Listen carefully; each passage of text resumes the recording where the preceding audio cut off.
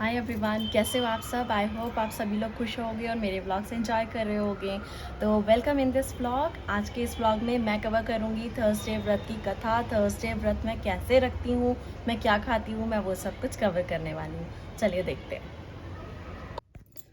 तो सबसे पहले जो हमारे घर में प्रतिमा थी वो ये वाली थी, भगवान विष्णु की, भगवान बृहस्पति की। लेकिन जब मैं इनको तिलक करती थी तो ये पीछे की तरफ गिर जाती थी। ये मूर्ति, ये प्रतिमा बहुत हल्की है, जिसकी वजह से मैं बाद में ये वाली जो फोटो है वो लेकर आई हूँ। और इसमें तो आप देख सकते हो सभी लोग हैं।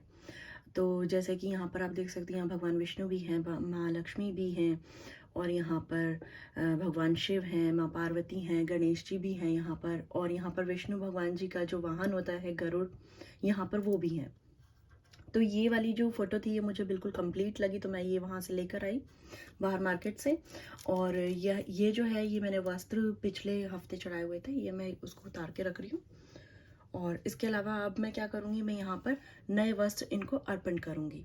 तो ये जो है वस्त्र, इनको पीले ही धारण करवाए जाते हैं, पीले ही अर्पण किए जाते हैं। लेकिन अब ये पीला तो मेरे पास है नहीं, तो अब मैं इसको हल्दी से, हल्दी के लेप से, या फिर मैं इसको हल्दी चंदन का जो ये टीका होता है, इससे मैं इसको लेप कर इनको वस्त्र अर्पण करूँगी। तो सबसे पहले इनको स्नान कराऊंगी, थोड़ा सा ऐसे करके पोंछ दूंगी किसी चीज़ से, फिर उसके बाद मैं इनको वस्त्र अर्पण करूंगी।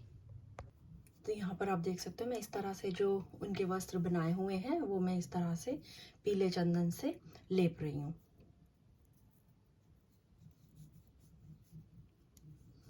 अब मैं ये वस्त्र भगवान जी को अर्पित कर दूंगी।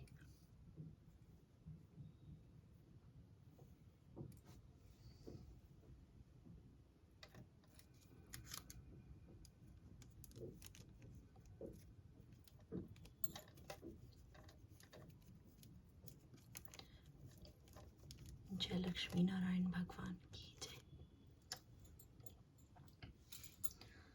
अब इसके बाद मैं इसी हल्दी चंदन के जो अब इसके बाद में ये जो हल्दी चंदन का जो टीका है, इसी से इनका तिलक करूंगी।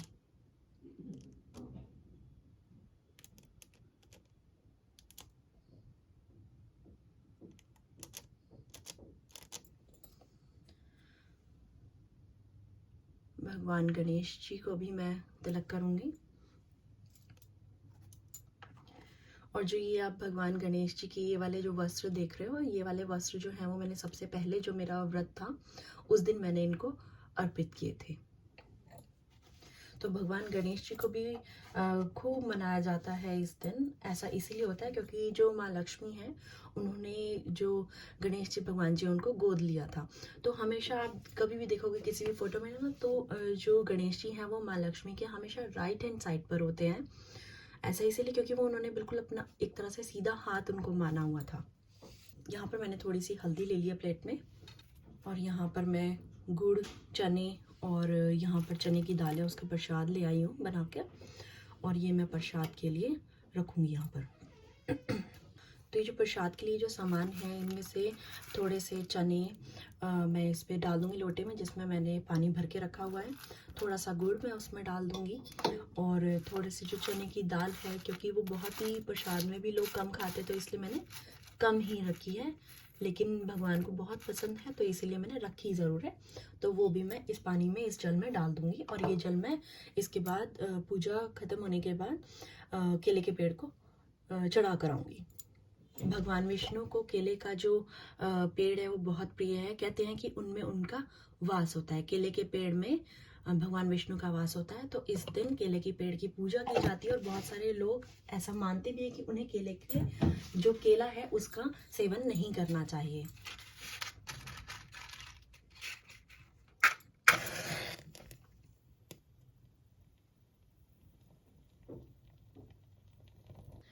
तो भगवान विष्णु को बहुत प्रिय है पीले वस्त्र, पीले वस्तुएं। तो आप भगवान विष्णु को इस समय, इस दिन पीली चीज़ें जो है वो अर्पित कर सकते हो, जैसे पीले फूल, पीले वस्त्र, पीली कुछ भी चीज़ उनको बहुत प्रिय है। जो केला है वो उनको बहुत प्रिय फल है उनको, क्योंकि वो भी पीला है, और इस दिन केले के पेड़ की पूजा भी होती है, और केले के पेड़ में उनका वास भी होता है।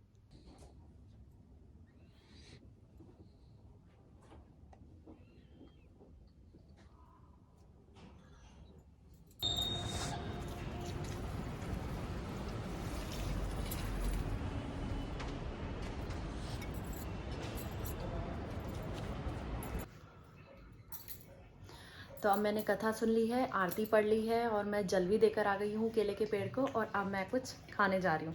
तो इसमें मीठा ही खाते हैं, तो इसीलिए मैं जो खाने जा रही हूँ वो है लड्डू और ये काजू कतली और बादाम। तो अब मैंने शाम की पूजा भी कर ली है, और इस शाम की पूजा में मैंने आरती की है भगवान विष्णु की, ज्योति है ओम जय जगदीश हरे, और माँ लक्ष्मी की आरती। सिमर आ जाओ।